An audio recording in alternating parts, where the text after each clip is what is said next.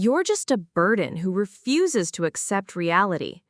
Those venomous words from my son's wife still echoed in my mind as I clicked cancel payment on the mortgage website 3 months later. $37,000 I had been secretly paying toward their dream house for 2 years, gone with a single mouse click. The automated email confirmation felt like sweet justice. Payment cancellation confirmed. Next payment due will transfer to primary account holder. Let's see how long it takes them to realize their beloved home is about to be foreclosed on and that the burden they humiliated was the only thing standing between them and financial ruin. Before we jump back in, tell us where you're turning in from, and if this story touches you, make sure you're subscribed, because tomorrow I've saved something extra special for you. The autumn evening at Willow Creek had started like any other family dinner. The sprawling suburban neighborhood with its manicured lawns and identical mailboxes represented everything my son Derek and his wife Autumn had dreamed of when they'd bought their 4-bedroom colonial 2 years earlier.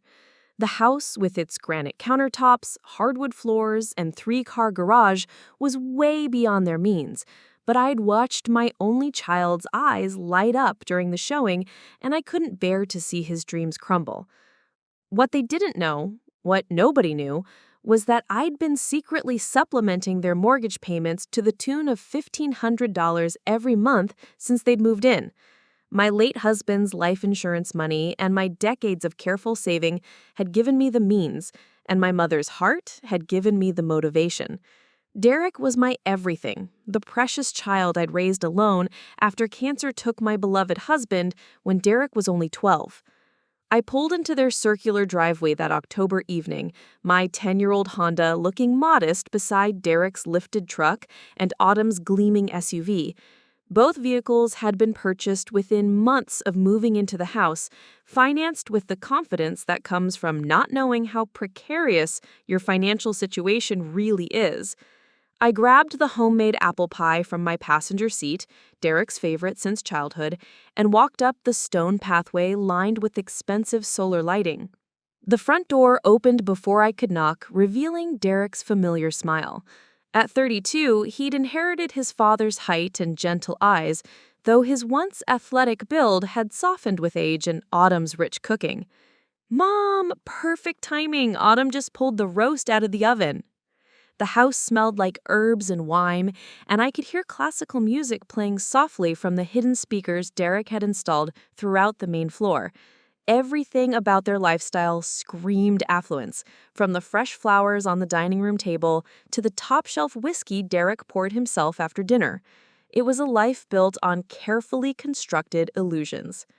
"Patricia!" Autumn emerged from the kitchen, her auburn hair perfectly styled despite supposedly cooking all day. At 28, she possessed the kind of effortless beauty that photographed well for her social media accounts, where she documented their supposedly perfect life for her thousands of followers. Her smile was practiced, the kind reserved for cameras and unwanted guests. "You didn't need to bring anything, but you know Derek loves your baking." We settled around their mahogany dining room table, the one they'd financed through the furniture store's no payments for 18 months promotion. The roast was perfectly prepared, the wine carefully selected, the conversation initially pleasant as Derek updated me on his work at the engineering firm, and Autumn shared plans for their upcoming vacation to Tuscany. "It's actually a business trip," Autumn explained, refilling her wine glass for the 3rd time. "My blog has really taken off, and this Italian resort wants to sponsor me. All expenses paid, plus a fee for the promotional posts. It's incredible how brands are throwing money at influencers these days." I nodded politely, though I privately wondered how someone with 3,000 followers qualified as an influencer worth sponsoring. Derek beamed with pride, clearly believing in his wife's version of their success story.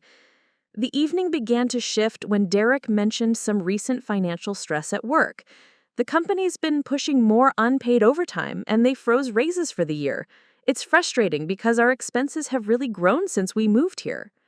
Autumn's perfectly applied makeup couldn't hide her flash of irritation. We knew the house would stretch us initially, but it's an investment. Houses in Willow Creek have appreciated 12% annually over the past 5 years. We're building equity. I know, honey, I'm not questioning the purchase. It's just tight right now with the mortgage, the car payments, your business expenses. My business expenses? Autumn's voice sharpened. My blog is going to be our ticket to financial freedom, Derek. You need to think bigger picture. I watched this exchange with growing unease, recognizing the signs of financial pressure I'd hoped my secret assistance was preventing. Perhaps $1,500 a month wasn't enough. Perhaps I needed to increase my contribution, though it would mean dipping into my emergency savings. Maybe I could help with some expenses, I offered gently. I have some money set aside, and you're my only family. The words had barely left my mouth when Autumn's expression transformed completely. Gone was the practiced pleasantness, replaced by something cold and calculating that I'd never seen directed at me so openly. "Help with expenses?" she repeated, her voice dripping with disdain. "Patricia, you live in a studio apartment above that used bookstore in downtown Millfield. You drive a car from 2014 and buy your clothes at discount stores. What exactly do you think you could contribute to maintaining a lifestyle like this?" Derek looked uncomfortable, glancing between his wife and mother. "Autumn, that's not—" "No, Derek, let me finish." Autumn leaned forward, her eyes locked on mine with an intensity that made my stomach clench. "Your mother needs to understand something about boundaries and reality. We're adults building a sophisticated life here. We don't need charity from someone who's never owned anything nicer than a thrift store handbag." The casual cruelty of her assessment hit me like a physical blow, but she wasn't finished. "Honestly, Patricia, you're just a burden who refuses to accept reality. You insert yourself into our financial discussions like you have something meaningful to offer, but you're living off your dead husband's insurance money in a glorified closet. It's time you accepted your place in our lives instead of pretending you're some kind of financial advisor." The dining room fell silent, except for the soft classical music still playing from speakers that cost more than my monthly rent. Derek stared at his plate, his cowardly silence speaking louder than any words of defense he might have offered. Autumn smiled with satisfaction, apparently pleased with her verbal destruction of the woman who'd raised the man she claimed to love. I stood slowly, my hands remarkably steady, as I placed my napkin beside my barely touched plate. "Thank you for dinner. The roast was lovely." Neither of them spoke as I gathered my purse and walked to the front door, my footsteps echoing in their marble foyer. As I reached for the handle, I heard Autumn's voice carry from the dining room. "Finally, maybe now we can finish our meal in peace." The drive home to my modest apartment felt endless, Autumn's words replaying in an endless loop. Burden, thrift store handbag, glorified closet, accept your place. Each phrase was a carefully aimed arrow designed to wound and diminish, coming from someone whose lifestyle I'd been secretly enabling for 2 years. That night, I sat at my small kitchen table with my laptop open, staring at the mortgage payment website I visited religiously on the 15th of every month. The account showed my payment history, 24 consecutive months of $1,500 transferred quietly from my savings to their mortgage company, reducing their monthly obligation from $3,800 to a manageable $2,300. My finger hovered over the Cancel Automatic Payment button as Autumn's words echoed one final time. "You're just a burden who refuses to accept reality." I clicked. The confirmation email arrived instantly, followed by an automated message that their next payment would revert to the full amount in 30 days. I closed the laptop and made myself a cup of tea, feeling lighter than I had in months. Tomorrow, I would see exactly how long it takes successful adults with sophisticated lifestyles to realize their reality was built on the generosity of a burden they just humiliated out of their perfect home. Preparing and narrating this story took us a lot of time, so if you're enjoying it, subscribe to our channel. It means a lot to us. Now, back to the story. I know what you're thinking right now. Patricia, that's savage. And honestly, you're absolutely right. But before we dive deeper into how this family dinner from hell turned into the most expensive lesson in respect my son and his wife ever received, I need to hear from you. Drop a comment right now and tell me, have you ever been called a burden by someone you've been secretly helping? Have you ever had a family member treat you like you're worthless while you're literally keeping their dreams alive behind the scenes? Because the messages I get from viewers tell me this story is way more common than any of us want to admit. And listen, if you're enjoying this story of a mother's quiet revenge, you absolutely need to hit that subscribe button and ring the notification bell, because tomorrow I'm dropping a story that's going to blow your mind. It's about a grandmother who pretended to be poor while secretly owning the apartment building her ungrateful grandson was renting. When he tried to evict her from family gatherings, she decided to evict him from something else entirely. Trust me, you don't want to miss that level of petty justice. Also, I see we're already at over 3,000 likes on this video, and we haven't even gotten to the best part yet. You viewers know good storytelling when you see it, and this story has more twists than a mountain highway, so keep those likes coming, share this with someone who needs to hear about setting boundaries with toxic family members, and let's see if we can hit 5,000 likes before I reveal what happened when that first mortgage bill arrived. Now, I know some of you might be thinking, Patricia, wasn't that a little extreme? Maybe you should have just talked to your son privately. And to those people, I want you to really think about what just happened at that dinner table. This wasn't a momentary lapse in judgment or a bad day. This was calculated cruelty from someone who had been living off my generosity for 2 years while treating me like an inconvenience. Autumn didn't just insult me. She tried to put me in my place while sitting in a house I was helping to pay for, drinking wine purchased with money they only had because I was covering $1,500 of their mortgage every single month. The audacity is breathtaking when you really think about it. But here's what I want you to understand about the type of person I am, because it's going to matter for the rest of this story. I'm not someone who acts impulsively or seeks dramatic confrontation. I'm a retired librarian who spent 35 years helping people find information, solving problems quietly, and believing that actions speak louder than words. When my husband David passed away 12 years ago, I could have fallen apart.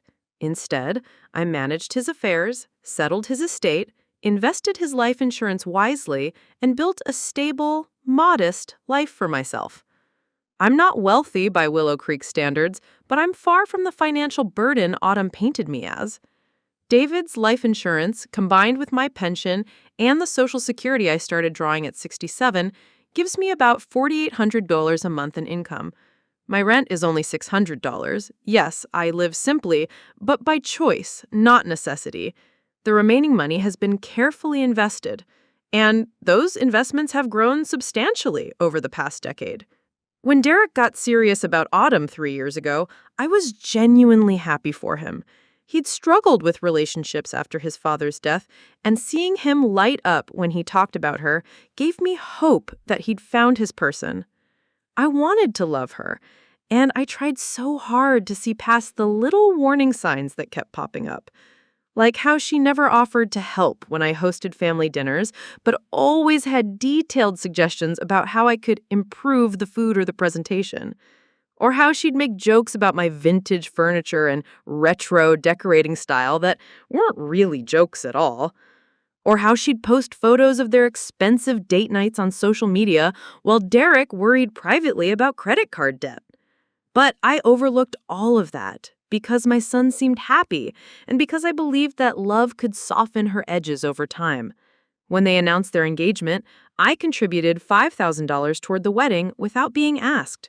When they started house hunting, I kept my mouth shut about their budget fantasies and hoped they'd find something reasonable. The day Derek called me, voice shaking with disappointment, to say they'd lost the Willow Creek house because their financing fell through, I made a decision that would change everything. I called their lender directly, identified myself as Derek's mother, and asked what it would take to make the deal work. Mrs. Caldwell, the loan officer explained, your son and daughter-in-law qualify for the loan, but just barely. Their debt-to-income ratio is at the absolute maximum we can approve. If they had a co-signer or could reduce the monthly payment by $300 to $400, we could move forward. I asked what reducing the monthly payment would require, and he explained that a larger down payment would lower the principal and reduce their monthly obligation. They'd already scraped together $10,000 for the down payment, but another $30,000 would bring their monthly payment from $3,800 down to around $2,300. I made that $30,000 payment the next day, telling Derek I'd negotiated some kind of first-time buyer assistance program through my connections at the library. He was so grateful, so excited that I convinced myself the lie was justified. They got their dream house, and I got to see my son's happiness. But then the monthly reality set in.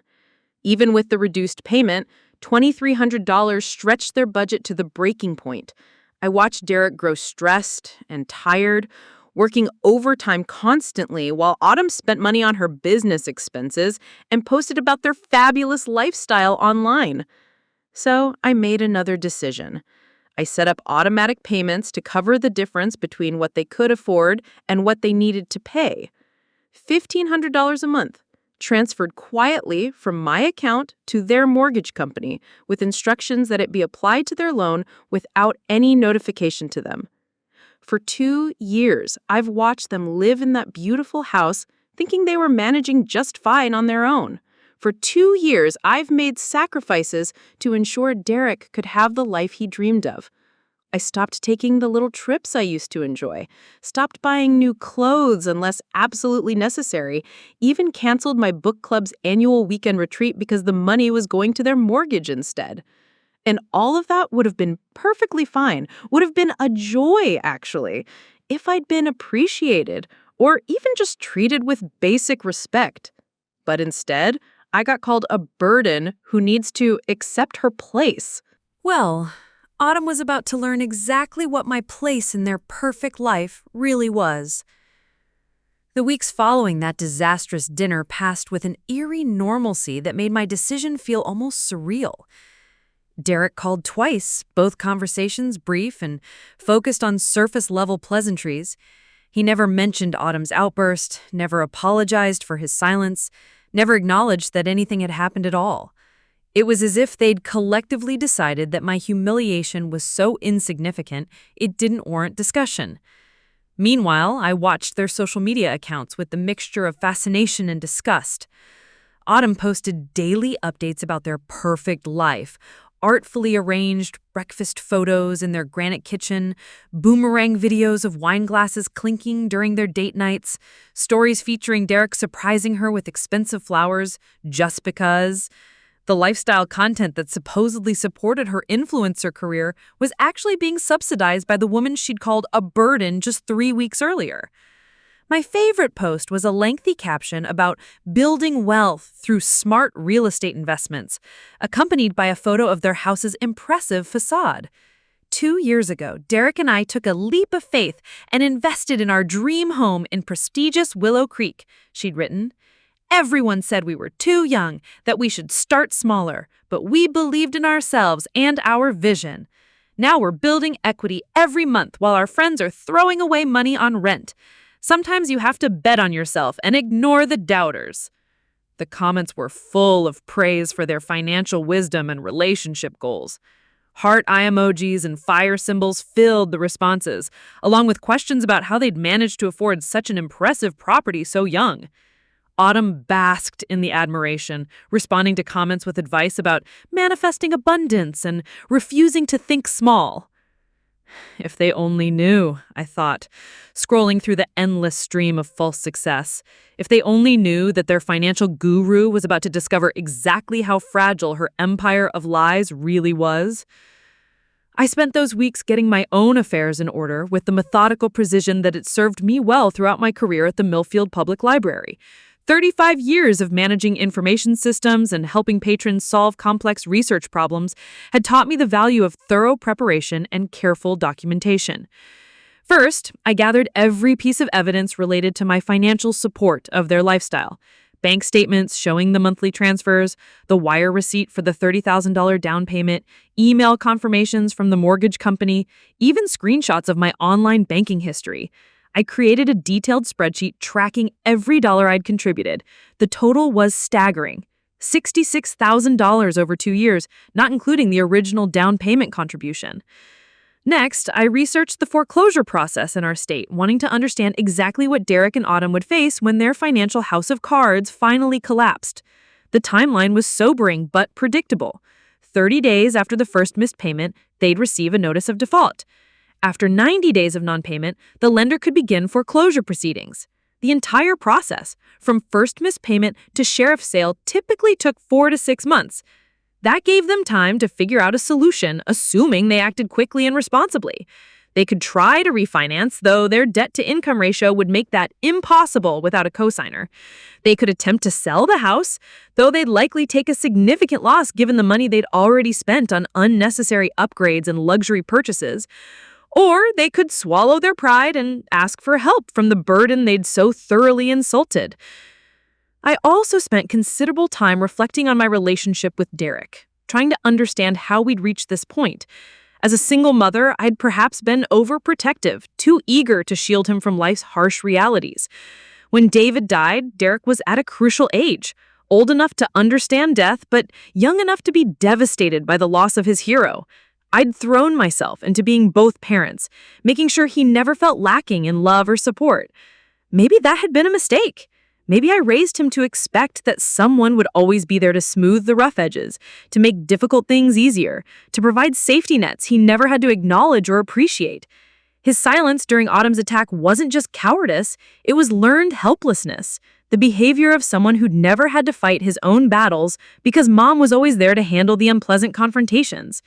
Well, Derek was about to learn what life felt like without my invisible support system. I also used those weeks to reconnect with old friends I'd somewhat neglected during my 2 years of financial sacrifice. My former colleague, Janet, from the library, had repeatedly invited me to join her book club's monthly dinners at upscale restaurants around the city, invitations I declined because I was funneling that money toward Derek's mortgage instead. When she called again in early November, I surprised her by accepting enthusiastically. "Patricia, I'm so glad you can finally join us. We're going to Chez Laurent next Thursday. You know that French place downtown that everyone's been raving about? It's a bit pricey, but the wine selection is supposed to be incredible." "That sounds perfect," I replied, mentally calculating that one dinner would cost less than I'd been spending daily to subsidize my son's lifestyle. I'm looking forward to it. The dinner was delightful. Sophisticated conversation about literature, excellent food, and the simple pleasure of spending money on myself for once instead of secretly supporting someone else's dreams. As I savored a particularly excellent glass of Bordeaux that cost more than Autumn's weekly grocery budget, I realized how much I'd been missing by playing the invisible benefactor role. Over dessert, Janet mentioned her recent retirement celebration, a river cruise through Europe that she'd been planning for months. "You should come with me next fall," she suggested. "I know you've always wanted to see the Danube region, and the cultural enrichment tours would be right up your alley." For the first time in years, I seriously considered a major purchase for my own enjoyment rather than someone else's benefit. You know what? I think I will. That night, I went home and researched river cruise options, marveling at how easily I could afford a luxury vacation when I wasn't secretly paying someone else's bills. The irony was delicious. While Autumn posted about their upcoming trip to Tuscany, financed through her questionable sponsorship deal, I was quietly planning a far more elegant European adventure funded by money I would no longer be wasting on ungrateful family members. The month of November brought subtle changes that I observed with growing anticipation. Derek's usual cheerful demeanor seemed strained during our brief phone conversations. When I asked how things were going, his responses became increasingly vague. Oh, same old stuff. Work's been crazy busy lately. Autumn's social media posts took on a slightly desperate quality, featuring more obvious product placements and sponsored content. She'd apparently partnered with a meal kit delivery service, posting daily photos of herself preparing their boxes with captions about streamlining our busy lifestyle. I wondered if they were actually paying for those meals, or if this was another attempt to offset their expenses through her declining influencer career. Most telling was Derek's mention during our last November phone call that they'd decided to postpone their Tuscany trip until the spring. Autumn's been so busy with her blog projects that she realized she wouldn't be able to fully enjoy the vacation right now, he explained, though I detected stress beneath his casual tone. Plus, we figured it might be smart to wait until after the holidays. January's always expensive with all the credit card bills from Christmas. I made appropriate sympathetic noises while mentally noting that their first full mortgage payment would be due on December 15th.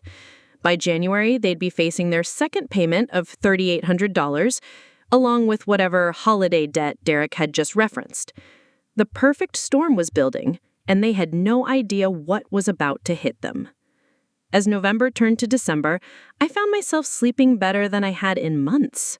The constant worry about Derek's finances, the monthly anxiety about transferring money I couldn't really afford to spare, the growing resentment about enabling their lifestyle while being treated like an inconvenience, all of that had lifted.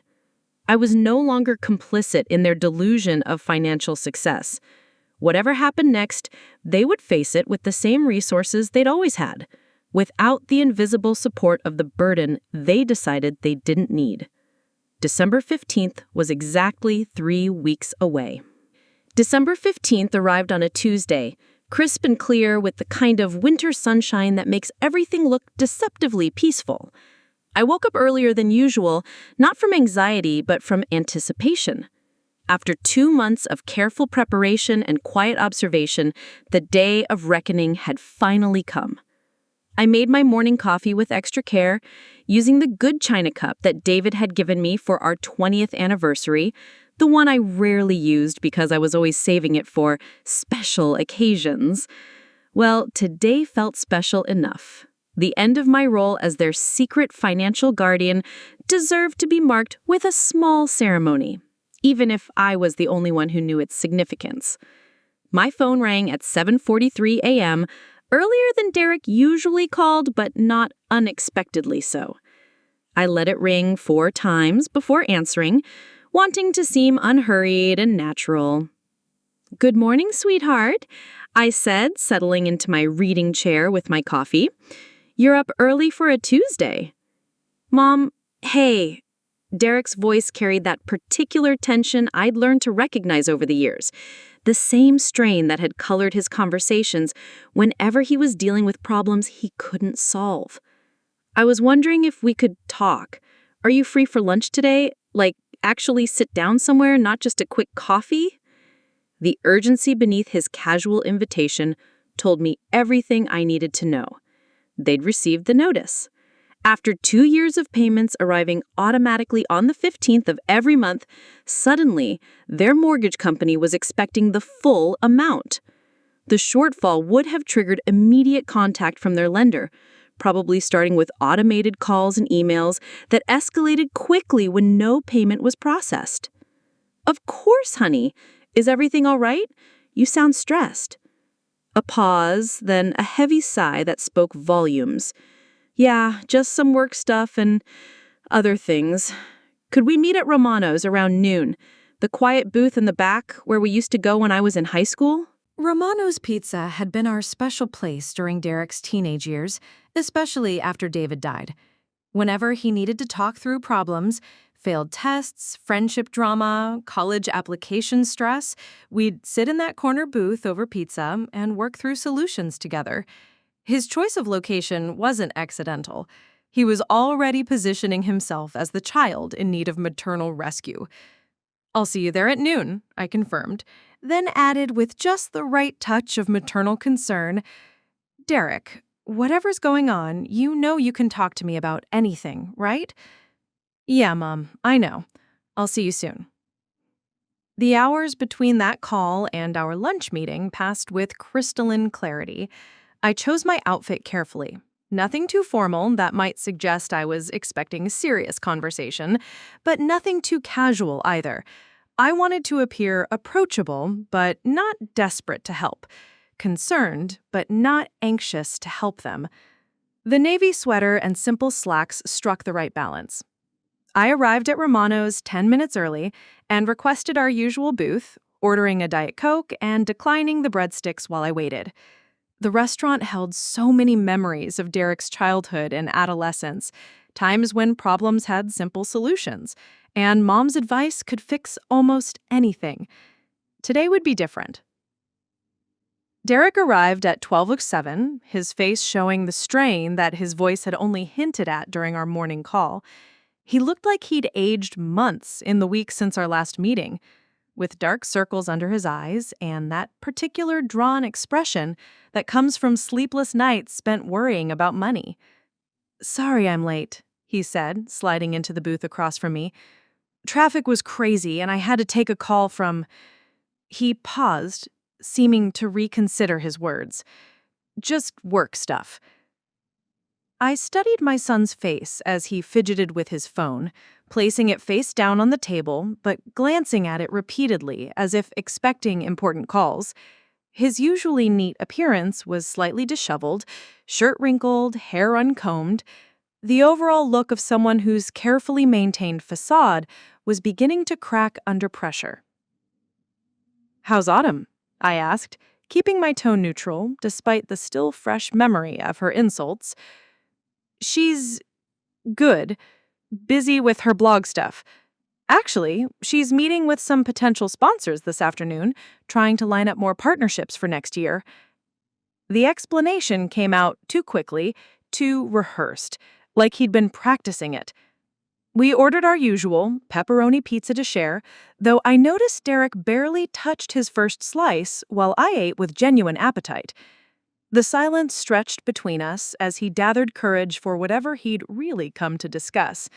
Finally, after what felt like hours but was probably only 10 minutes, Derek set down his barely touched slice and looked directly at me for the first time since arriving. "Mom, I need to ask you something, and I want you to be completely honest with me." The moment of truth. I folded my hands in my lap and met his gaze with the calm expression I'd been practicing. "Of course. What's on your mind?" "Have you— God, this is going to sound crazy, but have you been helping us with the house payments?" The question hung in the air between us, loaded with implications and accusations that neither of us was quite ready to voice. Derek's eyes searched my face desperately, looking for confirmation of what he apparently had already begun to suspect. I took a careful sip of my Diet Coke, buying myself a few seconds to deliver the performance of my lifetime. "What do you mean, helping with house payments?" "I mean—" Derek ran his hands through his hair, a nervous gesture left over from childhood. "Look, we got a call from the mortgage company yesterday. They said our December payment was declined, but that doesn't make sense because we've never missed a payment, never even been late." He pulled out his phone and scrolled through what looked like banking apps and email accounts. So I started digging through our payment history, trying to figure out what went wrong, and I found something weird. For the past 2 years, our automatic payment has only been $2,300. But when I called the mortgage company to set up the original payment, I specifically remember them telling me it would be $3,800. The math had finally caught up with them. After 2 years of believing they were successfully managing their dream house on their own, reality was demanding its due. "I don't understand," I said, maintaining my puzzled expression. "Are you saying someone else has been paying part of your mortgage?" "That's exactly what I'm saying." Derek's voice cracked slightly. "Mom, the mortgage company confirmed that additional payments have been coming from an external account every month since we moved in. $1,500 transferred on the same day our automatic payment processes. They wouldn't tell me who, but he stared at me with a mixture of hope and growing horror as the full implications began to sink in. If someone had been secretly subsidizing their lifestyle and those payments had suddenly stopped, they were facing financial catastrophe. Derek, I said slowly, as if the pieces were just falling into place for me too.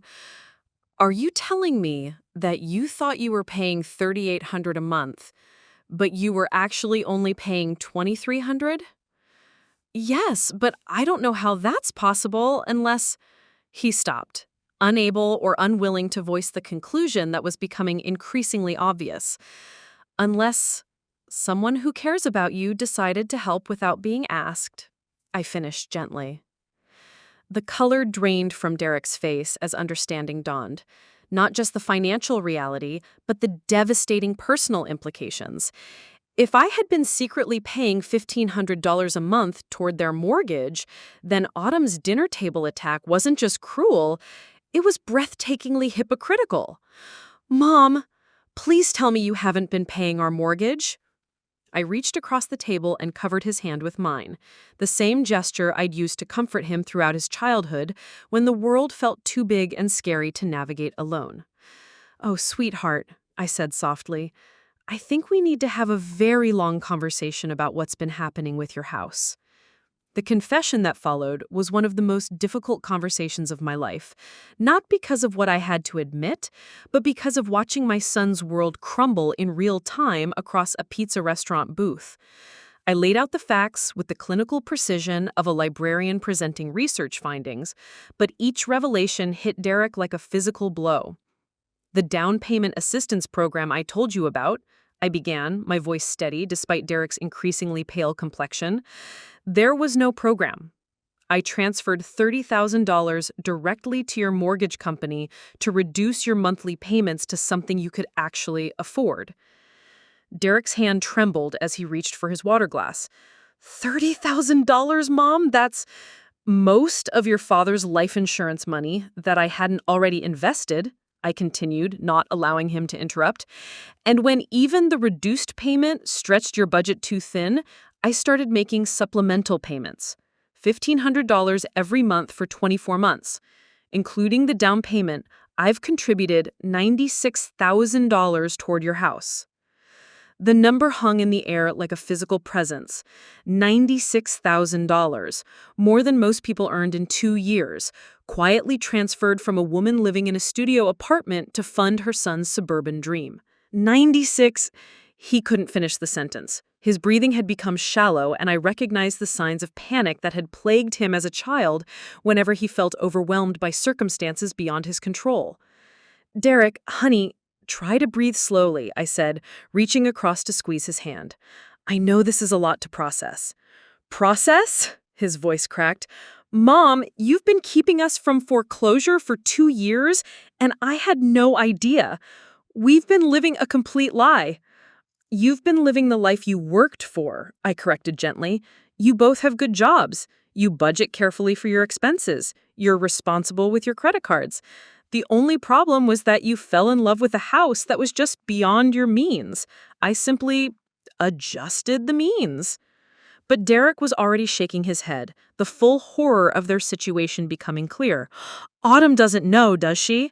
She has no idea that we can't actually afford our life. I assumed you would tell her eventually, I said, though we both knew that was a lie.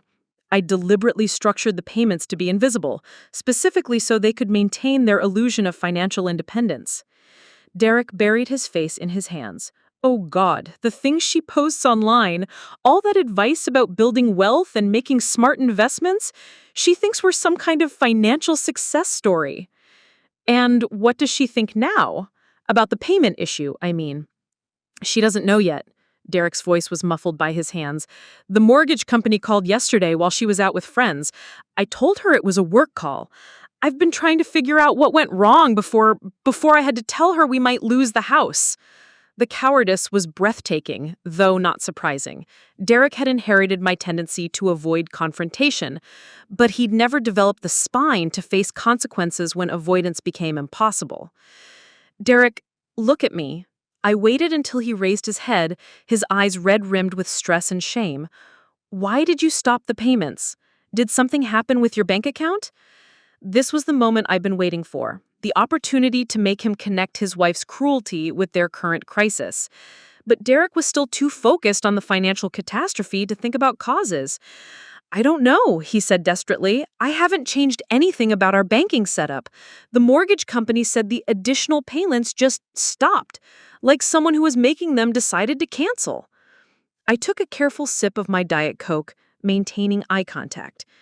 Derek, when did you say the payments stopped? November 15th was the last one. December 15th was supposed to be the next payment, but it never came, so our automatic payment couldn't cover the full amount. November 15th, I repeated thoughtfully. What else happened around that time? Derek's brow furrowed as he tried to recall. Nothing special, just normal stuff. We had dinner with you that one Sunday. Autumn had some blog meetings. Work was busy. The dinner, I prompted gently. How did that go? Fine, I think. I mean, the food was great, as always, and Derek's voice trailed off as memory began to surface. His expression shifted from confusion to something approaching dread.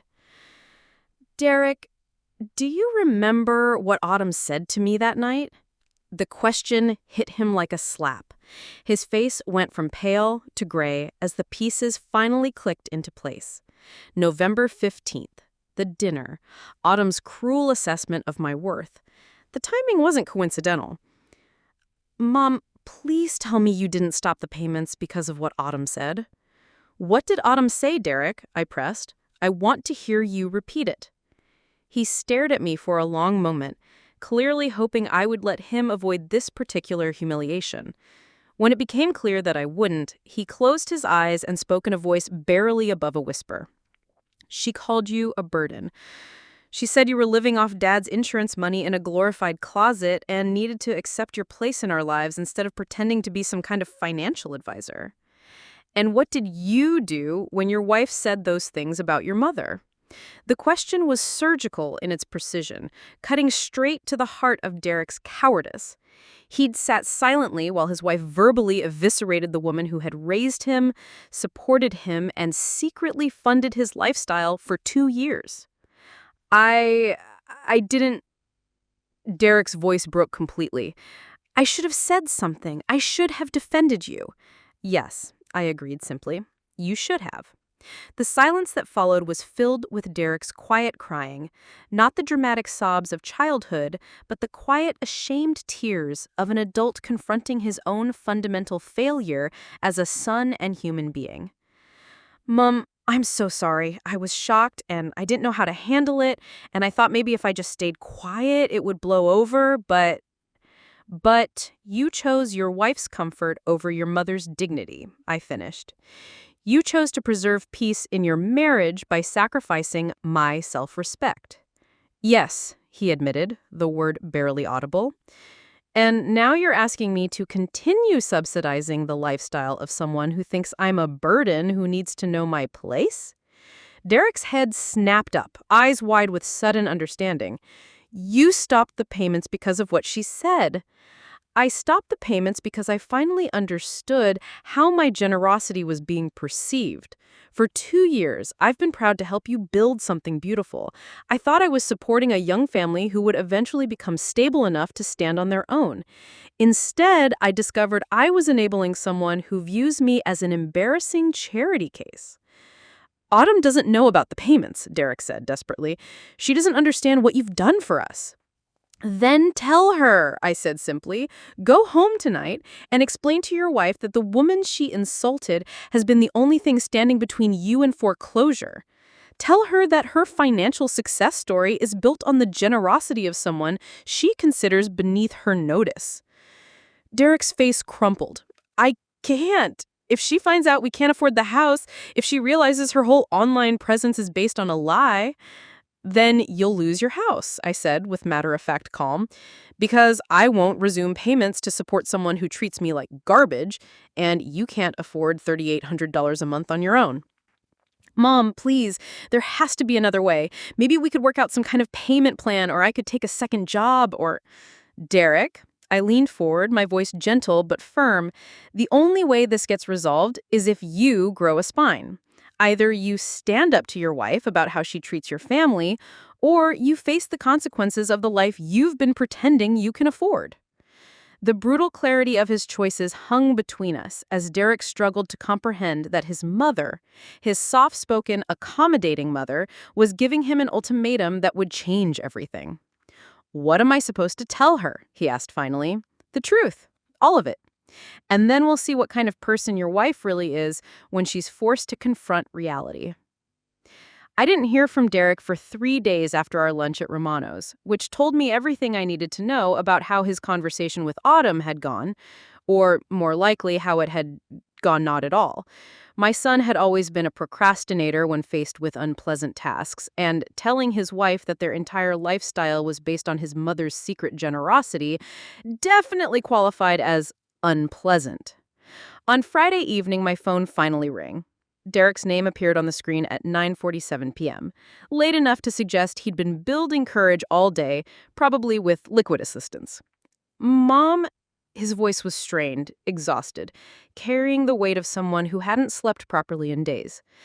"Hi, sweetheart. How are things going?" A bitter laugh escaped him. "How do you think they're going?" "I told her, Mom. I told Autumn everything." I settled into my reading chair, sensing this would be a long conversation. "And how did she take the news?" "Badly doesn't even begin to cover it." Derek's voice cracked. "She went through about 5 different stages of shock before landing on rage. Pure, absolute rage." "At you for keeping the secret, or at the situation in general?" "Both. Neither. I don't even know anymore." He sighed heavily. "She started by accusing me of lying to her for 2 years about our finances. Then she got angry that you'd been manipulating our lives without permission.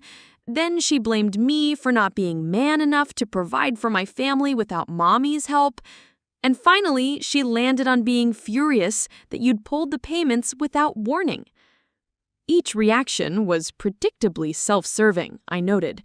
No gratitude for the generosity that had enabled their lifestyle, no shame about her treatment of their benefactor, no accountability for her role in the current crisis. "What did you tell her about why I stopped the payments?" The silence stretched so long I wondered if the call had dropped. Finally, Derek spoke in a voice barely above a whisper.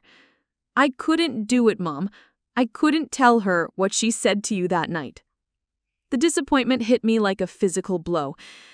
Even facing financial ruin, even knowing that his wife's cruelty had triggered this crisis, Derek still couldn't find the courage to hold her accountable for her actions. "So what does she think happened?" I asked, though I already suspected the answer. "I told her you were having financial difficulties and couldn't afford to help anymore," he admitted, shame evident in every word. "I said maybe we could work something out if we all sat down and talked about it respectfully." The betrayal was breathtaking. Rather than expose his wife's cruelty, Derek had thrown me under the bus, painting me as someone who'd abandoned them in their time of need, rather than someone who'd been driven away by calculated abuse. "I see," I said quietly. "So in Autumn's version of events, I'm the villain who arbitrarily decided to stop helping for mysterious financial reasons." "Mom, I'm sorry. I know it's not fair, but if I told her what really happened, she'd never agree to apologize or work things out. You know how she gets when she feels cornered." "Derek, listen to yourself. You're more concerned about your wife's comfort than you are about the truth. More worried about her pride than about my dignity. That's not, I just thought if we could all get together and talk it through." "Talk what through, exactly?" "The fact that she called me a burden while sitting in a house I was paying for, the fact that she tried to put me in my place while wearing clothes purchased with money they only had because of my generosity. Or maybe we should discuss how she's been giving financial advice online based on success that was entirely subsidized by someone she considers beneath her. Derek was crying now. Quiet sobs that reminded me painfully of his childhood breakdowns when he'd made mistakes too big for easy fixes. I don't know what to do, Mom. We can't afford the house without your help. The next payment is due January 15th, and we're already behind on December. The mortgage company is calling every day. Autumn's talking about borrowing against her retirement account, but that won't cover more than a month or two. What about selling the house?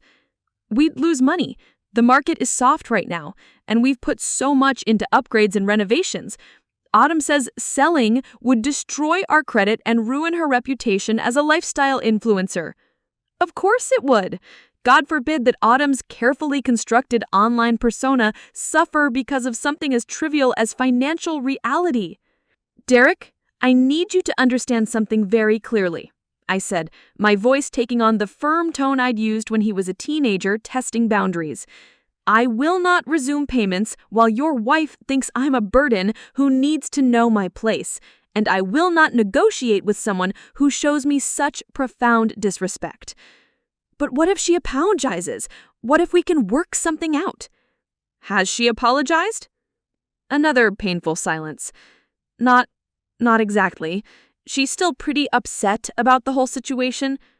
So she's upset that her secret benefactor stopped paying, but she hasn't expressed any remorse for treating that benefactor like garbage? She doesn't know about what she said to you that night. Derek reminded me desperately. If you could just give her a chance to make it right. I gave her a chance to make it right 3 weeks ago when she insulted me in your dining room and you sat there silently. The time for apologies was then, Derek. The time for you to defend your mother was in that moment.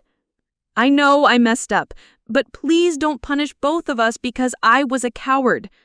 The word hung between us. Coward. At least Derek was finally being honest about his behavior, even if he couldn't bring himself to extend that honesty to his wife. This isn't punishment, Derek. It's consequences. Natural, predictable consequences for treating people badly. So that's it? You're just going to let us lose everything? The question revealed everything wrong with Derek's perspective. Even now, facing foreclosure, he saw this as something I was doing to them, rather than something they had brought on themselves. I'm not letting you lose anything. Your wife's cruelty and your cowardice are causing you to lose everything. I'm simply no longer protecting you from the results of your own choices. Mom, please, I'm begging you. There has to be something we can do. There is, I said simply. You can tell your wife the truth about what she said to me. You can demand that she apologize sincerely and commit to treating me with respect going forward. And you can promise me that you'll never again stay silent when someone attacks your family. And if I do that, you'll resume the payments? If you do that, and if Autumn's apology is genuine and accompanied by real behavioral change, then we can discuss what kind of help might be appropriate going forward. Derek was quiet for a long moment, weighing his options. Finally, he spoke with the tone of someone accepting an impossible task. She's going to hate this. She's going to say you're manipulating us, using money to control our relationship. Then she'll prove that she still doesn't understand the situation, I replied. Because someone who's been secretly paying your bills for 2 years isn't trying to control your relationship, they're trying to help it succeed. It's only manipulation if you're aware of the leverage being used. What if she refuses? What if she'd rather lose the house than apologize to you? Then you'll know exactly what your marriage is worth to her, I said gently, and you'll know exactly where she stands in her priorities.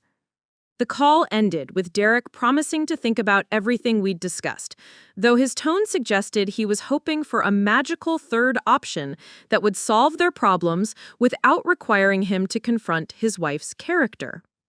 I knew there would be no such option. The crisis point had arrived, and Derek would finally have to choose between enabling Autumn's delusions and saving his financial future.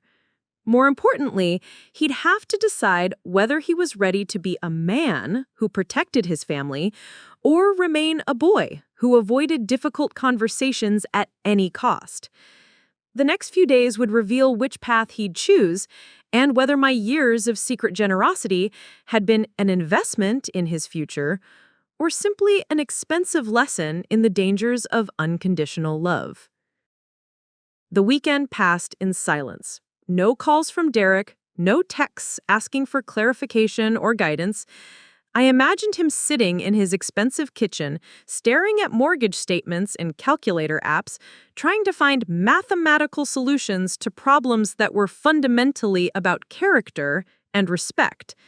Meanwhile, Autumn was probably crafting social media posts about their holiday plans, maintaining the illusion of prosperity, even as foreclosure notices piled up in their mailbox. Sunday afternoon brought an unexpected visitor. I was reading in my chair by the window when I heard footsteps on the stairs leading to my apartment, followed by a sharp knock that was decidedly not Derek's usual gentle tap. Through the peephole, I saw Autumn standing in my hallway, her perfectly styled hair and designer coat looking absurdly out of place in my modest building. I took a moment to compose myself before opening the door. Autumn stood there with the rigid posture of someone forcing themselves through an unpleasant obligation, her expression cycling between practiced politeness and barely concealed resentment. "Hello, Patricia," she said, her voice tight with controlled emotion. "I was hoping we could talk." "Of course," I replied, stepping aside to let her enter. "Would you like some tea?" "No, thank you. This won't take long." My small apartment had never felt more cramped than it did with Autumn's disapproving presence filling it. She remained standing near the door, her gaze cataloging my secondhand furniture and thrift store decorations with the same dismissive assessment I'd seen that terrible night at dinner. "Derek told me about the mortgage payments, about how you've been helping with our finances without our knowledge. Yes, I've been supplementing your payments for 2 years. I wanted Derek to have the home he dreamed of. Without telling us," Autumn continued, her voice taking on the accusatory tone of someone who'd rehearsed this confrontation, "without giving us the chance to make our own financial decisions as adults." The audacity was breathtaking. She was actually trying to frame my generosity as some kind of intrusion into their autonomy, as if secretly helping them avoid foreclosure was a boundary violation rather than an act of love. "Would you have refused the help if I'd offered it openly?" I asked. Autumn's pause told me everything I needed to know. Of course they wouldn't have refused. They couldn't afford to refuse. But accepting help openly would have damaged their pride and disrupted their carefully constructed image of financial success. "That's not the point," she said finally. "The point is that you made a unilateral decision that affected our lives, and then you withdrew that support without warning, putting our home at risk." "I withdrew support," I said carefully, "after being told that I was a burden who refused to accept my place in your lives." Autumn's composure cracked slightly, her eyes darting toward the door as if she might flee rather than address her own words. But she recovered quickly, her expression hardening into something approaching defiance. "Derek told me you were upset about something that happened at dinner, but honestly, Patricia, I don't remember saying anything that harsh. We were all drinking wine, the conversation got a little heated about finances, and maybe things came out wrong." The gaslighting was expertly done, minimizing her cruelty as a misunderstanding, blaming alcohol for what had been a calculated assault on my worth, reducing my justified hurt to being upset about something. She was rewriting history in real time, casting herself as the victim of my oversensitivity. "You told me I was a burden who refuses to accept reality. You said I was living off my dead husband's insurance money in a glorified closet and needed to stop pretending to be a financial advisor. You suggested I accept my place in your lives instead of inserting myself into your decisions." Each quoted word hit Autumn like a slap, her face flushing as she realized Derek had finally told me the truth about their conversation. But instead of shame or remorse, I saw calculation in her eyes as she prepared her next deflection. "Look, I may have been frustrated that night," she admitted with the air of someone making a generous concession. "Derek and I had been arguing about money all week, and I was stressed about some work deadlines. If I said something that came across as hurtful, I'm sorry you felt that way." The non-apology was a masterpiece of manipulation, acknowledging that words were said while denying their intent, expressing regret for my feelings rather than her actions, and maintaining the fiction that her cruelty was accidental rather than deliberate. "You're sorry I felt that way?" I repeated. "Not sorry for what you said, but sorry that I was hurt by it?" "I'm sorry for any misunderstanding," Autumn clarified, doubling down on her refusal to take accountability. "But Patricia, you have to understand that Derek and I are under enormous pressure right now. The mortgage company is calling constantly, we're facing foreclosure proceedings, and all of this could have been avoided if you just talked to us before stopping the payments." There it was, the real reason for her visit. Not genuine remorse or a desire to repair our relationship, but a calculated attempt to manipulate me back into funding their lifestyle. She was trying to make me feel guilty for their crisis while avoiding any responsibility for causing it. "So, your solution," I said slowly, "is for me to resume payments while you continue to view me as someone who needs to know her place? My solution is for us to work together like adults instead of playing games with each other's financial security." Games? The word came out sharper than I intended. "Autumn, for 2 years I've been paying $1,500 a month toward your mortgage. I covered your down payment. I've contributed nearly $100,000 to your lifestyle, and you call that playing games? And we appreciate that," she said quickly, "but you can't just stop without warning when people's homes are at stake." "People's homes? Like you're some kind of victim of circumstances rather than the architect of your own situation?" Autumn's mask slipped completely then, revealing the cold calculation beneath her practiced charm. "Fine. You want honesty? Here's honesty. Derek makes $68,000 a year, and I make maybe $20,000 from my blog when I'm lucky. We qualified for a mortgage based on optimistic projections and some creative accounting from our lender. We knew it would be tight, but we also knew that real estate in Willow Creek was appreciating fast enough to make it worth the risk. And my secret payments were a gift from heaven that we didn't question because we didn't want to look too closely at good fortune." Her voice was gaining strength as she abandoned pretense for brutal honesty. "Yes, we knew something was helping us make ends meet. No, we didn't investigate because we were afraid of what we might find. And yes, we should have been more grateful instead of taking it for granted. And now?" Now we're facing foreclosure because you decided to punish us for a dinner conversation that got out of hand? Autumn's eyes blazed with righteous indignation. "So here's my offer, Patricia. I'll apologize for anything I said that night that hurt your feelings. I'll promise to be more respectful in the future. I'll even thank you publicly on my social media for your generosity, if that's what you want. But in return, you need to resume the payments and give us time to figure out a long-term solution." The proposal was everything I'd expected. Superficial gestures designed to get my money flowing again without any real change in attitude or behavior. Autumn still saw me as someone to be managed rather than respected, someone whose feelings could be soothed with performative gratitude while the fundamental power dynamic remained unchanged. I stood up slowly, moving to the window that overlooked the street where Derek's truck was parked. He'd driven her here but stayed in the vehicle, too cowardly to face this conversation himself. "You know what, Autumn?" I said, turning back to face her. "I appreciate your honesty. I really do. It's refreshing to finally hear you admit that you've been taking my generosity for granted while knowing you couldn't afford your lifestyle." "So, you'll help us?" "No," I said simply. "I won't." Her face went white.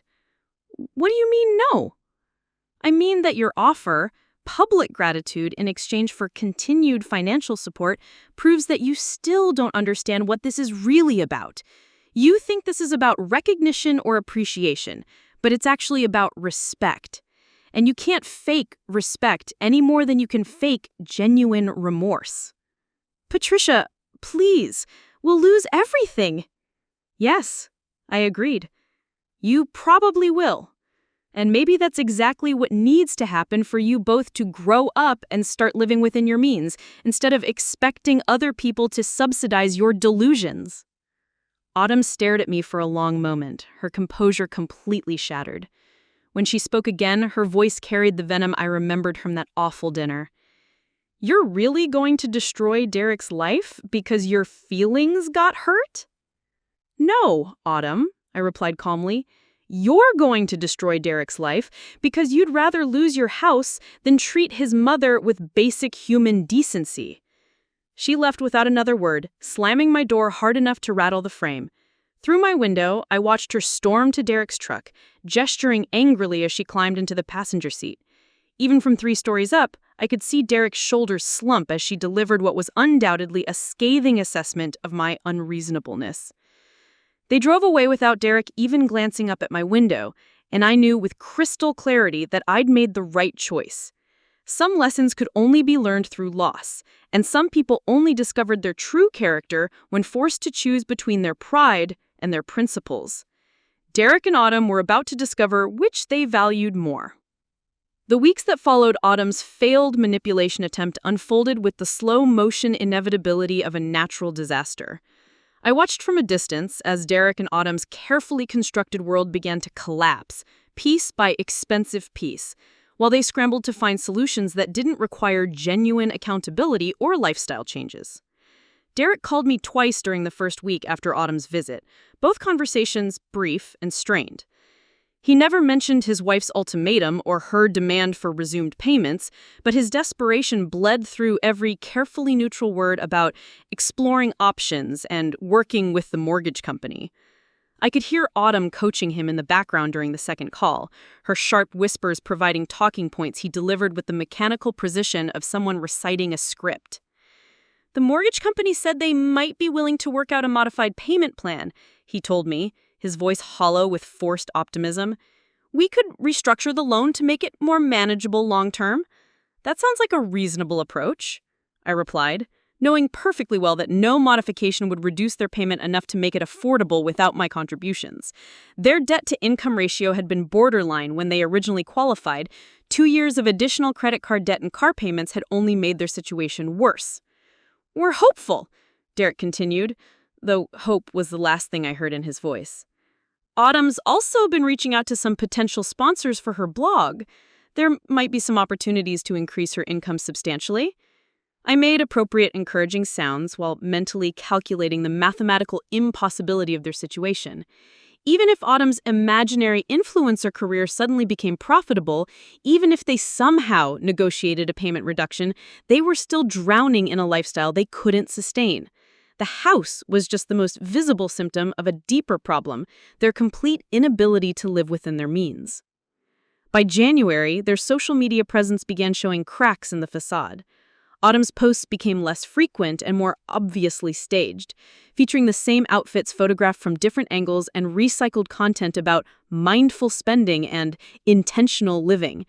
The sponsored posts disappeared entirely, replaced by generic lifestyle advice that screamed desperation to anyone paying attention. Derek's Facebook activity, normally limited to sharing work accomplishments and anniversary photos, took on an increasingly frantic quality.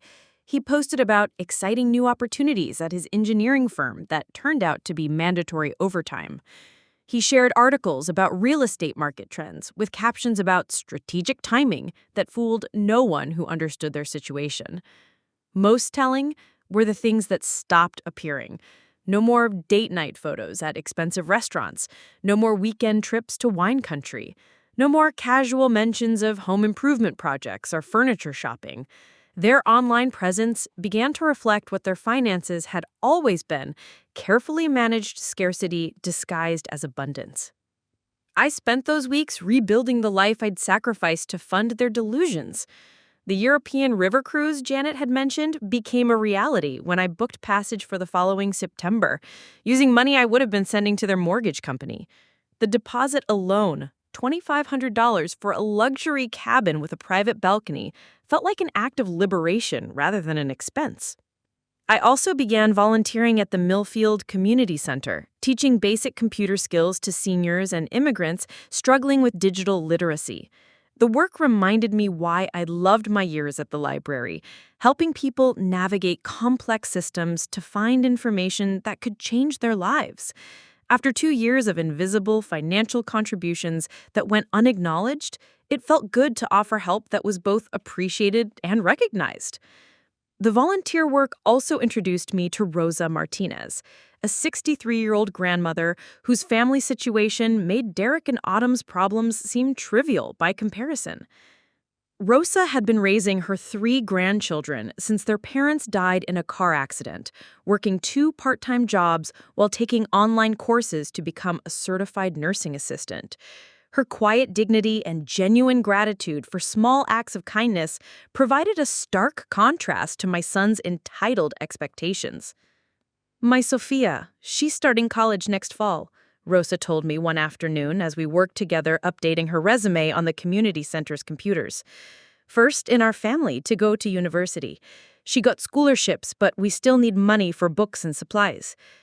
I helped Rosa apply for additional financial aid and connected her with scholarship programs specifically designed for her granddaughter's situation. When Sophia received a full-ride scholarship to the state university, Rosa cried tears of joy over an achievement that Derek and Autumn would have considered beneath their notice. "What's the difference?" I asked myself one evening as I reviewed Rosa's grateful thank you card alongside Derek's increasingly desperate voicemails. Rosa appreciated help because she understood its value. She didn't expect assistance, didn't take generosity for granted, and never forgot that someone else's sacrifice made her family's dreams possible. Derek and Autumn, by contrast, had treated my contributions like an entitlement, something owed to them rather than given freely. They'd never thanked me because they'd never truly understood what I was providing. In their minds, I was simply correcting a temporary financial inconvenience rather than enabling a lifestyle they hadn't earned.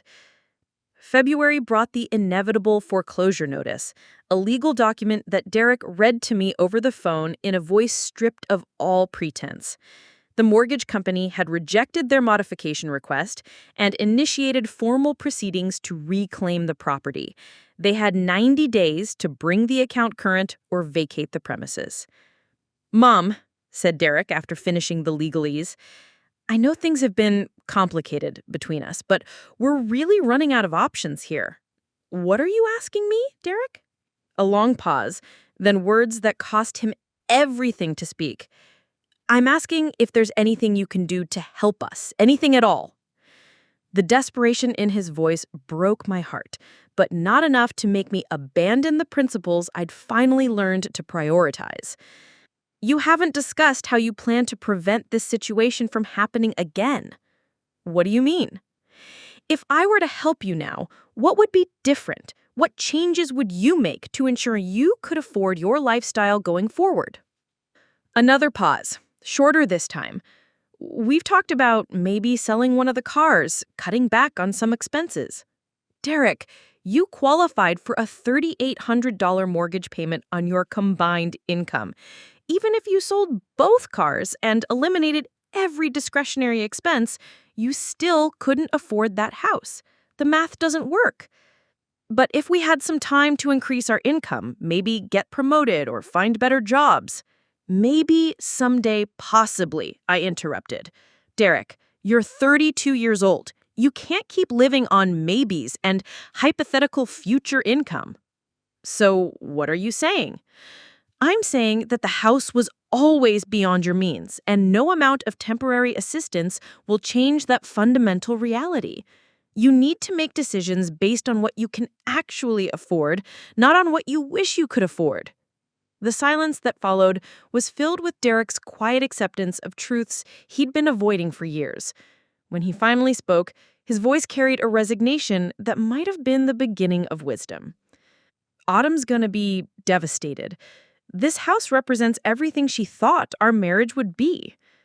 "And what do you think your marriage should be, Derek?" "I don't know anymore, Mom. I honestly don't know."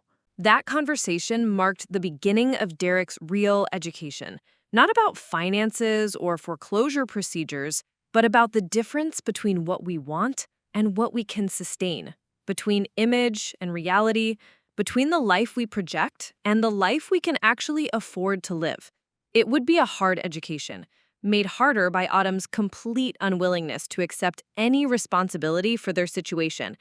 But sometimes the most important lessons can only be learned through loss. And sometimes people only discover their true priorities when everything else gets stripped away. March was coming, and with it, the sheriff's sale that would finally force Derek and Autumn to confront the mathematical reality of their choices.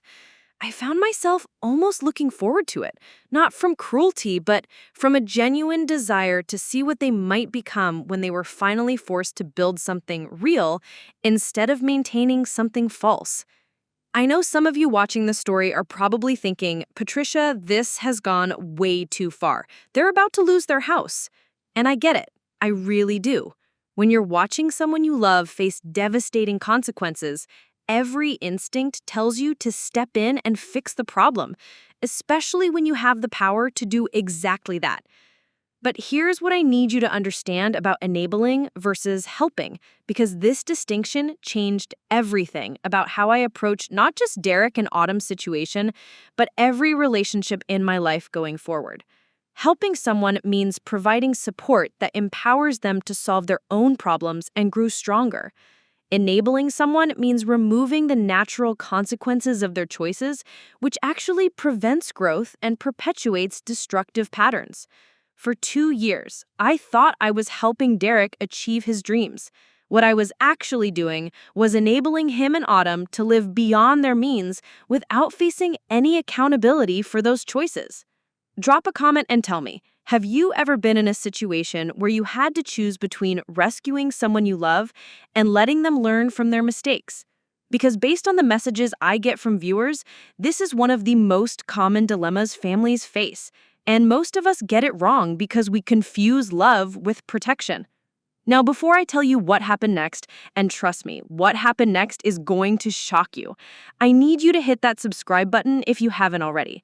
We're closing in on our goal of 50,000 subscribers this month, and stories like this one are exactly why this channel exists. Tomorrow, I'm sharing a story about a father who discovered his successful daughter had been lying about her job for 3 years while he paid her rent. When he found out the truth, his response was absolutely brilliant. Also, I see we're already past 8,000 likes on this video, which tells me you understand that sometimes the most loving thing you can do is refuse to enable someone's destructive choices. If you're getting value from Patricia's story, share this with someone who needs to hear about setting boundaries with family members, because we all know someone who struggles with this exact situation. The thing is, I wasn't just sitting back watching Derek and Autumn's world collapse with cold detachment. Every day was a battle between my maternal instincts and my hard-won understanding of what genuine love actually requires. There were nights I lay awake calculating exactly how much money it would take to save their house, knowing I had that amount sitting in my investment accounts. The temptation to write one more check, make one more transfer, buy them one more month to figure things out was almost overwhelming. But then I would remember Autumn's voice. You're just a burden who refuses to accept reality. I would think about Derek's silence when those words were spoken. And I would remind myself that rescuing them now would only teach them that cruelty and irresponsibility have no lasting consequences, that someone will always be there to clean up their messes. The most painful part wasn't even their financial crisis. It was watching Derek transform into someone I barely recognized. The sweet, sensitive boy who used to call me every Sunday just to chat had become a stranger who only contacted me when he needed something.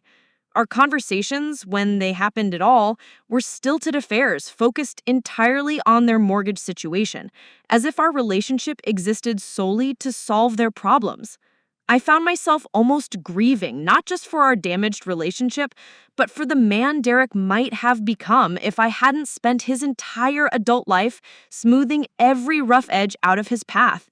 Maybe if I'd let him struggle more as a young adult, maybe if I'd allowed him to fail at smaller things, he would have developed the resilience and wisdom needed to handle bigger challenges. Rosa Martinez provided an interesting contrast during this period. Her granddaughter Sophia had started university in January, and Rosa would show me photos from their video calls. Sophia studying in the library, Sophia at her work-study job, Sophia volunteering at a local food bank despite her demanding course load.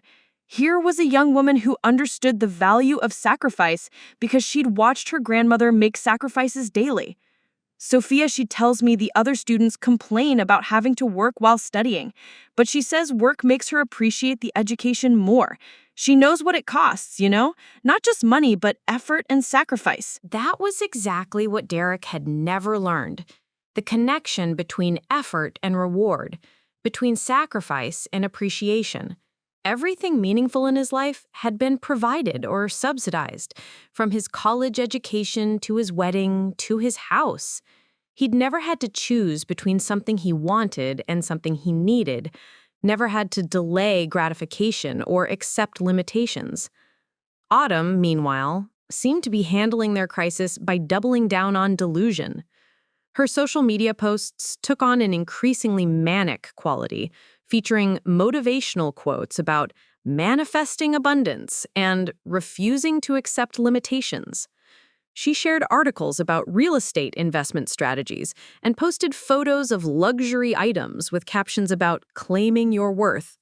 It was like watching someone whistle past a graveyard, maintaining elaborate pretense while everything crumbled around them. The cognitive dissonance was stunning. Here was someone facing foreclosure who continued to give financial advice online, someone whose lifestyle had been entirely subsidized, lecturing others about building wealth through smart choices. Her followers seemed oblivious to the contradiction, responding with heart emojis and comments about inspiration. But I wondered how long she could maintain the facade. In early March, I received a call that surprised me. Not from Derek, but from his supervisor at the engineering firm, a man named Robert Shen, who I'd met briefly at Derek's graduation party years earlier. "Mrs. Caldwell, I hope you don't mind me calling," Robert began, his voice carrying the careful tone of someone navigating delicate territory. "Derek listed you as his emergency contact, and I wanted to reach out about some concerns we've been having." My stomach clenched. "Is Derek all right? Has something happened?" "He's physically fine, but his work performance has declined significantly over the past few months. He's been distracted, missing deadlines, making errors that aren't typical for someone of his experience level. When I tried to discuss it with him, he mentioned some personal financial stress." Robert's diplomatic phrasing couldn't hide his growing frustration with Derek's declining professionalism. He wanted to check if there's anything going on that might help me understand how to best support him through whatever he's dealing with. The irony was perfect. Derek's mortgage crisis was now threatening the job he needed to pay for the mortgage. His stress about losing the house was making him perform poorly at work, which could result in losing the income that might have saved the house. It was a downward spiral of anxiety and poor judgment that no amount of external financial support could fix. "I appreciate you calling," I told Robert. "Derek is dealing with some significant personal challenges right now, but I'm not in a position to help him with those challenges. He needs to address them himself." "I understand. I just wanted to make sure he had family support during this difficult time." Family support. The phrase echoed in my mind long after the call ended. What did family support actually mean? Was it writing checks to prevent consequences? Was it enabling destructive choices to maintain peace?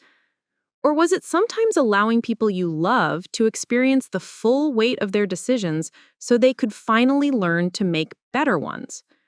I was about to find out because the sheriff sale was scheduled for March 28th, and Derek and Autumn were running out of both time and options. The next few weeks would reveal whether my tough love approach had any chance of producing the growth I hoped for, or whether I'd simply destroyed our family relationships for the sake of abstract principles about accountability and respect. Either way, there would be no more delay, no more excuses, and no more rescue operations. Reality was finally coming due, and we were all about to discover what remained when the artificial supports were removed. March 20th brought a phone call that changed everything, though not in the way I expected. Derek's voice on the other end of the line carried something I hadn't heard in months. Not hope exactly, but a kind of grim determination that suggested he was finally ready to face reality instead of running from it. Mom, I need to tell you something, and I need you to just listen without trying to fix it, okay? The request surprised me. For the first time in our recent conversations, Derek wasn't calling to ask for rescue or to float another impossible solution. He was calling to share information, and the distinction felt monumental. I'm listening, I assured him. I told Autumn I'm filing for divorce. The words hit me like a physical blow, not because I disapproved, but because I hadn't expected Derek to find the courage for such a definitive action. For months, I'd watched him choose the path of least resistance at every turn, and suddenly, he was making the hardest choice of his adult life. Derek, that's a big decision. What prompted it? Yesterday, she opened a credit card in my name without telling me. $5,000 limit, and she'd already maxed it out buying photography equipment for her blog. When I confronted her about it, she said she was investing in our future and accused me of not supporting her entrepreneurial vision. But that wasn't the worst part, Derek continued, his voice gaining strength. When I told her we needed to face reality about losing the house, when I said we should start looking for an apartment we could actually afford, she lost it completely. She screamed at me for 20 minutes about how I was a failure as a husband, how a real man would find a way to keep his wife in the lifestyle she deserved. And then she said that if I was half the man my father was, I would have figured out how to make more money instead of depending on my mommy to pay our bills. The cruelty of using David's memory as a weapon against Derek made my blood boil. But I sensed Derek wasn't finished. That's when something clicked for me, Mom. She knew. She's known all along that you were helping us, and instead of being grateful, she used it as another way to make me feel inadequate. She's been taking your generosity for granted while simultaneously resenting both of us for the fact that she needed it. This revelation reframed everything about Autumn's behavior over the past months. Her anger at my withdrawal of support, her manipulative visit to my apartment, her refusal to acknowledge any wrongdoing. It all made sense if she'd known about my contributions from the beginning, but felt entitled to them rather than grateful for them. How long has she known, Derek? I think she figured it out within the first few months after we moved in. She's too smart about money not to have noticed that our automatic payment was $1,500 less than what we'd budgeted, but she never said anything because it suited her to pretend we were managing on our own. And you? When did you realize she knew? Derek's laugh was bitter. Yesterday, when she threw it in my face. All this time, I thought I was protecting her from the embarrassment of needing help. Turns out she knew we were being subsidized and just didn't care enough to stop it or acknowledge it. The conversation continued for another hour as Derek laid out his plans with a clarity and purpose I hadn't seen from him in years. He'd already contacted a divorce attorney and would be filing papers the following week. He'd spoken to a supervisor about the possibility of working overtime to earn extra income. Most importantly, he'd started looking at studio apartments in his price range, modest places that reflected his actual earning capacity rather than his aspirations. "I'm scared, Mom," he admitted near the end of our call. "I've never lived alone, never had to manage everything by myself. But I'm also relieved. I'm tired of pretending we can afford things we can't. I'm tired of living in constant financial stress, and I'm tired of being married to someone who sees me as a disappointment rather than a partner." "What about the house?" "The sheriff's sale is still happening on the 28th. Autumn is convinced she can find some last-minute solution, but I'm done chasing impossible dreams. I've accepted that we're going to lose it, and honestly, that feels like freedom." After we hung up, I sat in my chair for a long time, processing the transformation in Derek's voice and perspective. The man who had called me was recognizably my son again, not the desperate, manipulated version who'd been calling for months, but the thoughtful, honest person I'd raised. It had taken losing everything for him to find himself again, but the person emerging from the wreckage seemed worth the painful journey. 2 days later, Derek called again with an update that confirmed his newfound resolve. "I moved out yesterday, found a furnished studio about 15 minutes from work. It's tiny, but it's clean and affordable, and most importantly, it's mine." How did Autumn take it? About as well as you'd expect. She accused me of abandoning her in her time of need, said I was destroying our marriage over money, threatened to ruin my reputation online, the usual manipulation tactics. And how did you respond? I told her the truth, that our marriage was destroyed the night she called you a burden, and that I was too much of a coward to admit it until now, that I'd rather be poor and honest than comfortable and complicit in treating my family like garbage. The strength in Derek's voice brought tears to my eyes. This was the man I'd hoped he could become, someone who chose principle over comfort, truth over convenience. Mom, there's something else, Derek continued. I want to apologize, not just for Autumn's behavior that night, but for my silence, for choosing the easy path instead of the right path, for letting you subsidize our lifestyle while treating you like an inconvenience, for taking your love and generosity for granted. The apology I'd wanted for months finally came, but it meant more because it was accompanied by genuine understanding and behavioral change, rather than desperate attempts to restore financial support. I accept your apology, sweetheart, but more importantly, I'm proud of you for finding the courage to build something real instead of maintaining something false. It's going to be hard, Derek admitted. Starting over at 32, living on my actual income instead of what I wish I made. But for the first time in years, I feel like I'm living authentically, instead of performing a role I couldn't sustain. Over the following days, Derek shared updates about his new life that filled me with quiet pride.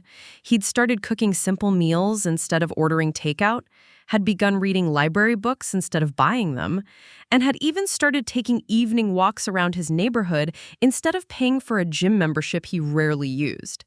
Each small adjustment represented a choice to align his lifestyle with his actual resources rather than his fantasies. You know what's funny? He told me during one of our conversations. I'm happier in my 400-square-foot studio than I ever was in that 4-bedroom house. There's something peaceful about knowing I can afford everything around me, that I'm not one missed payment away from disaster. Meanwhile, Autumn's social media presence had taken a sharp turn toward the bizarre. Her posts alternated between rage-filled rants about being betrayed by people who promised to love and support her, and increasingly desperate appeals for financial assistance, disguised as investment opportunities. She'd started a GoFundMe to save her family home that raised exactly $37, mostly from people who didn't understand her real situation. The contrast between Derek's quiet dignity in accepting his circumstances and Autumn's public meltdown over losing her subsidized lifestyle couldn't have been more stark. One had chosen growth through accountability. The other had chosen victimhood through denial.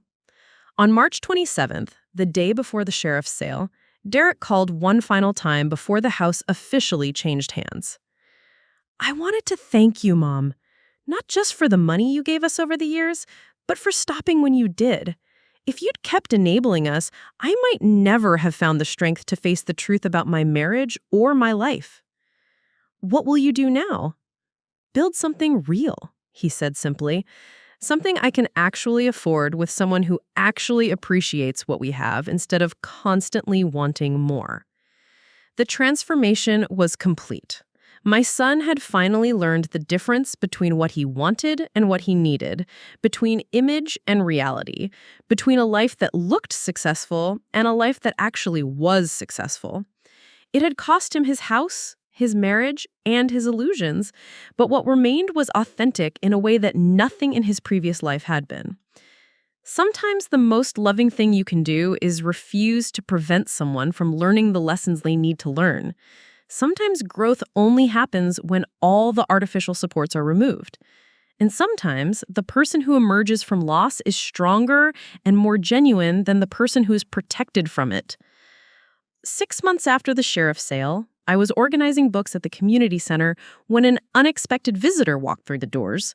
Autumn stood in the entrance, looking around the modest space with the same dismissive expression I remembered from my apartment, though something fundamental had changed about her appearance. Gone were the designer clothes and perfect hairstyling, replaced by discount store jeans and a ponytail that suggested function over fashion. She spotted me immediately and approached with hesitant steps, her usual confidence nowhere to be seen. Up close, the changes were even more dramatic. Dark circles under her eyes, chipped nail polish, and an overall air of someone whose carefully constructed facade had finally crumbled completely. "Patricia," she said, her voice lacking its characteristic edge, "I was hoping I could talk to you." I set down the books I'd been shelving and studied her face, looking for the signs of the manipulation I'd come to expect. Instead, I saw something I'd never witnessed from Autumn before: genuine uncertainty, maybe even vulnerability. "Of course," I replied, gesturing toward 2 chairs in the reading area. "What's on your mind?" Autumn sat carefully, as if the chair might reject her presence. For a moment, she seemed unable to find words, staring at her hands clasped tightly in her lap.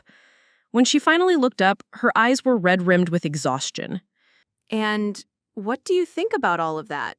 I asked gently. "I think I destroyed the best thing that ever happened to us because I was too proud to admit we needed help," Autumn said, her voice cracking. "I think I called you a burden while you were literally keeping us from losing our home.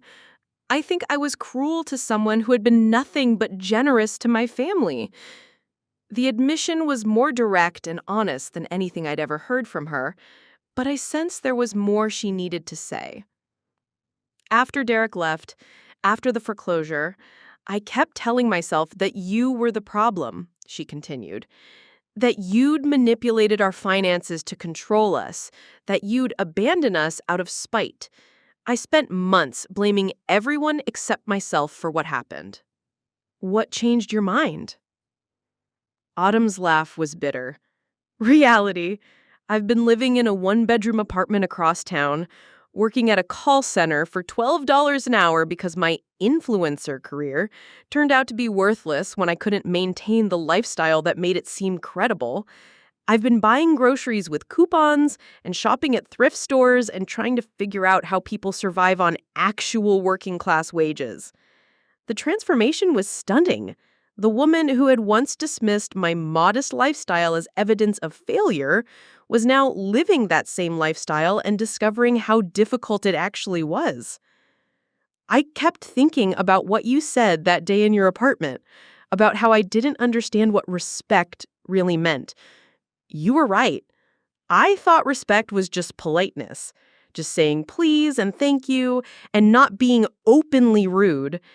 I didn't understand that real respect means acknowledging someone's worth, appreciating their sacrifices, treating their generosity as a gift rather than an entitlement. And now you do understand? Now I understand that you spent nearly $100,000 helping us build a life we couldn't afford. And instead of being grateful, I treated you like an inconvenience. I understand that you gave us everything and asked for nothing except basic human decency, and I couldn't even provide that." Autumn reached into her purse and pulled out a folded piece of paper. "I wrote this letter months ago, but I was too ashamed to send it. I've rewritten it dozens of times, trying to find words that could somehow apologize for what I did, but nothing seemed adequate." She handed me the letter with trembling fingers. "I know it can't undo the damage, and I know you have no reason to forgive me, but I needed you to know that I finally understand what the magnitude of what I threw away, and that I'm sorry." I unfolded the letter and read Autumn's careful handwriting, each word clearly crafted with painstaking thought. It was a complete accounting of her behavior, an acknowledgement of the pain she had caused, and a recognition that her actions had consequences far beyond their financial situation. Most importantly, it was an apology without conditions, without requests for forgiveness or reconciliation, simply a statement of regret and accountability. "This is very honest," I said after finishing. "It must have been difficult to write." "It was the hardest thing I've ever done, admitting that I was wrong about everything, that I hurt someone who had been nothing but kind to me, that I destroyed my marriage and my life because I couldn't swallow my pride long enough to say, thank you." "What do you hope to accomplish by telling me this now?" Autumn was quiet for a long moment, considering the question with obvious care. I don't hope to accomplish anything, honestly. I know there's no undoing what I did, no way to earn back your trust or Derek's love. I just needed you to know that I finally understand the magnitude of what I threw away, and that I'm sorry. And Derek? Have you spoken to him? Once, a few weeks ago. He seems happy, actually. Really happy. In a way he never was when we were together. He's dating someone new, a teacher he met at the library. Someone who appreciates the quiet, steady man he really is, instead of trying to turn him into someone he's not. The information about Derek's new relationship brought me unexpected joy. The idea that he'd found someone who valued his authentic self, rather than some idealized version, felt like validation that his difficult journey had been worthwhile. "I'm glad he's found happiness," I said simply. "So am I," Autumn replied, and I could hear the sincerity in her voice. He deserves someone who sees his worth instead of constantly pointing out his limitations. Someone who builds him up instead of tearing him down. We sat in comfortable silence for several minutes, the weight of unspoken words and unresolved hurt gradually lifting between us. Finally, Autumn stood to leave. "Patricia, I know I have no right to ask anything of you, but would you tell Derek something for me?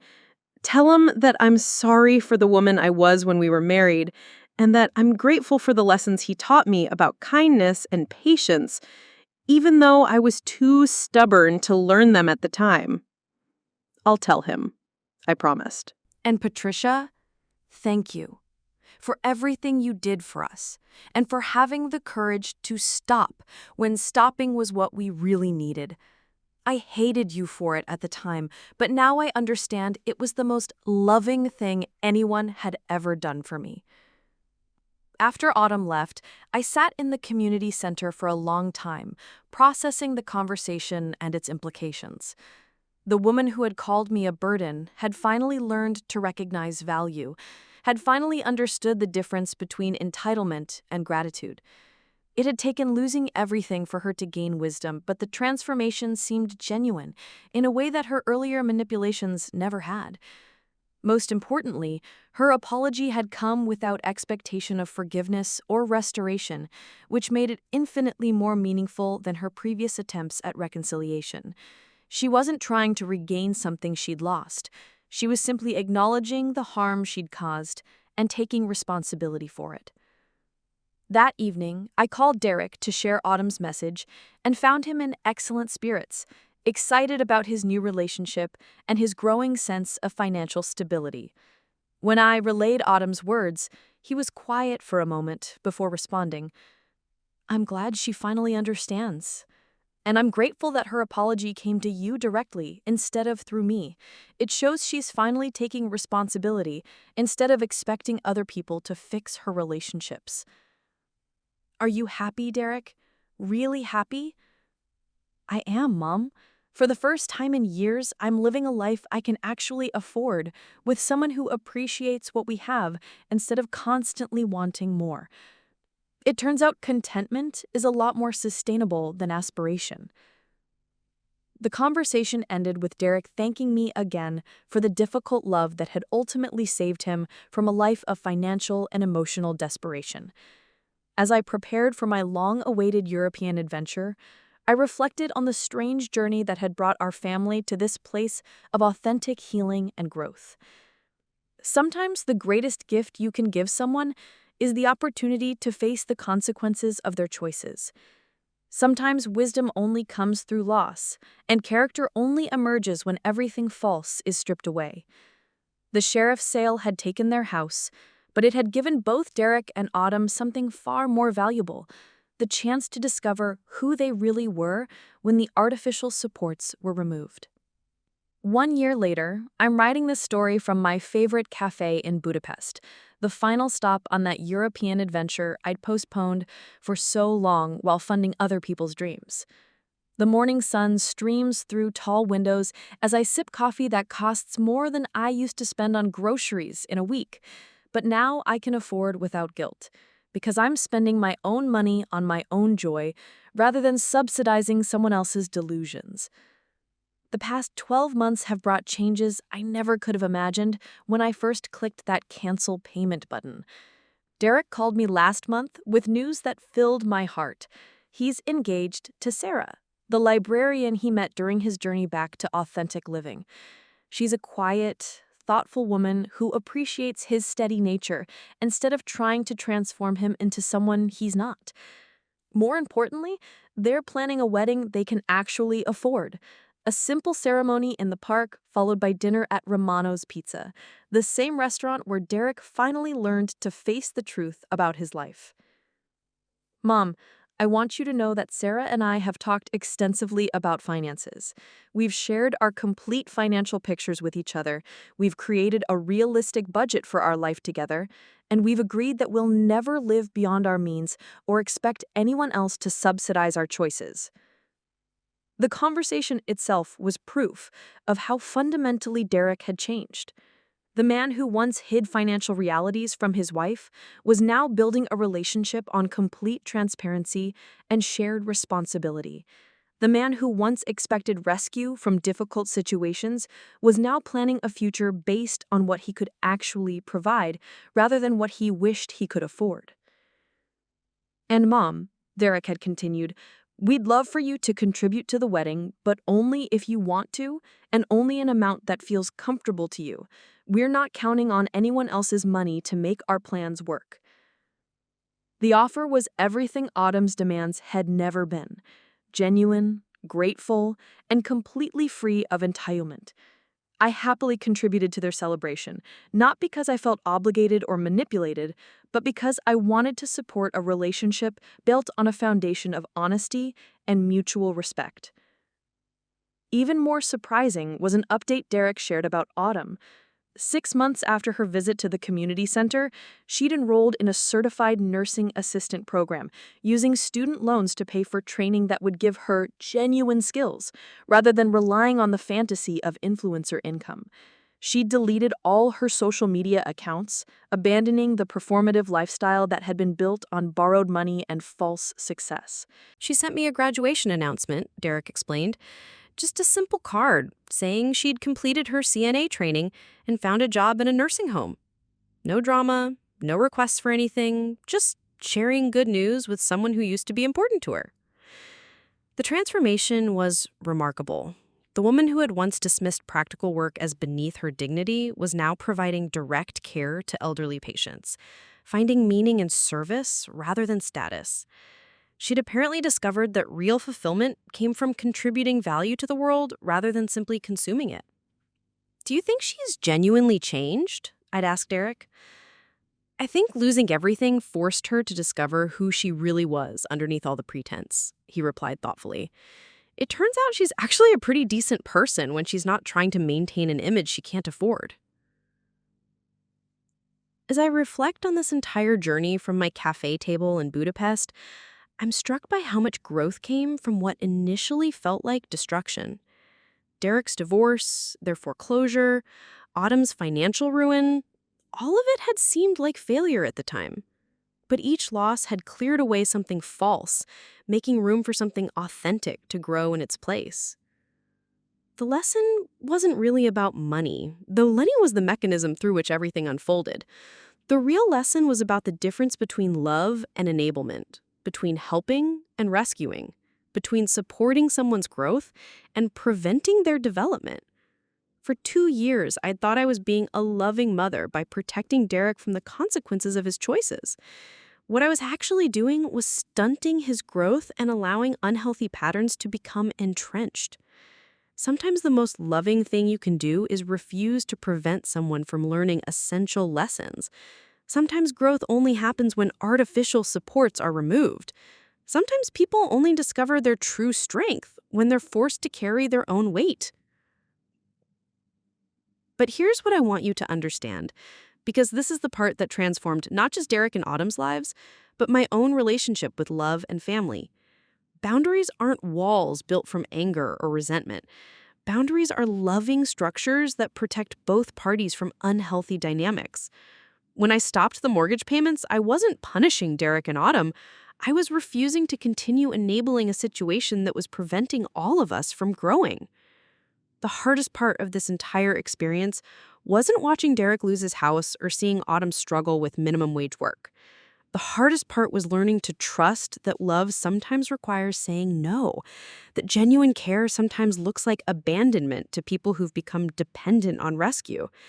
I spent decades believing that good mothers sacrifice everything for their children's happiness, that love meant removing obstacles and smoothing paths and ensuring that the people you care about never have to struggle.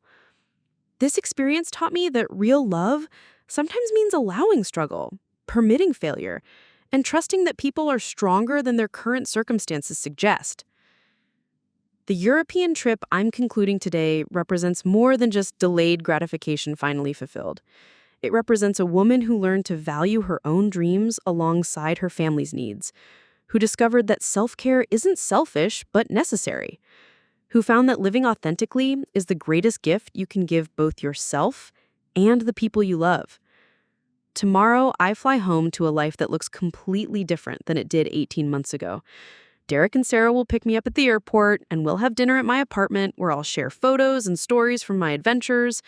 We'll talk about their wedding plans, about Derek's promotion at work, about the little house they're saving to buy, a modest place they can actually afford without anyone's help. But most importantly, we'll talk as equals, as adults who respect each other's choices and boundaries, as family members who love each other enough to allow growth even when growth is painful. The dynamic that once required me to be the secret benefactor and Derek to be the grateful recipient has been replaced by something healthier, a relationship based on mutual respect rather than financial dependence. For those of you who've watched the story unfold, who've stuck with me through 12 parts of family drama and financial revelation, I want to leave you with this. Sometimes the greatest gift you can give someone is the opportunity to discover their own strength. Sometimes love requires courage. The courage to say no when saying yes would be easier. The courage to allow consequences when preventing them would feel more comfortable. The courage to trust that people can grow beyond their current limitations. The woman who was once called a burden learned to recognize her own worth. The son who once avoided difficult conversations learned to face reality with grace. The daughter-in-law who once took generosity for granted learned to appreciate both struggle and support. And the mother who once enabled everyone else's dreams learned to pursue her own. That's not a story about money or mortgages or family conflict. That's a story about love, real love, the kind that transforms rather than merely protects, the kind that builds character rather than simply providing comfort. Sometimes the most loving thing you can do is trust that the people you care about are stronger than they know, wiser than they've shown, and capable of growth that can only happen when the training wheels finally come off. If you've learned something from Patricia's story, if you've recognized yourself or your family in these struggles with boundaries and enabling, share this with someone who needs to hear it. Hit that subscribe button if you haven't already, because stories like this one are exactly why this channel exists, to remind us that difficult love is still love, that boundaries are acts of care, and that sometimes the most generous thing you can do is refuse to give someone what they think they need so they can discover what they actually require. Thank you for taking this journey with me. Thank you for understanding that some stories don't have simple heroes and villains, but rather complex people learning difficult lessons about money, family, and the difference between love and enablement.